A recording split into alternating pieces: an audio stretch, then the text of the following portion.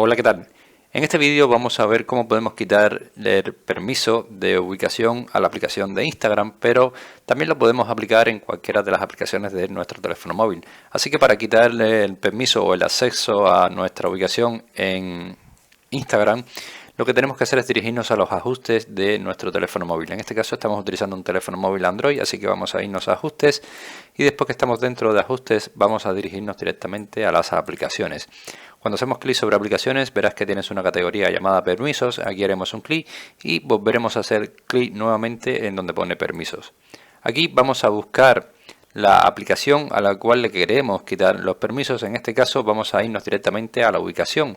Por lo tanto, cuando estamos dentro de ubicación, ahora sí tendrás que buscar la aplicación que tiene permiso a la ubicación o a la que se la quieres quitar. Por ejemplo, yo en mi caso quiero entrar a la aplicación de Instagram y si te fijas aquí le voy a dar no permitir.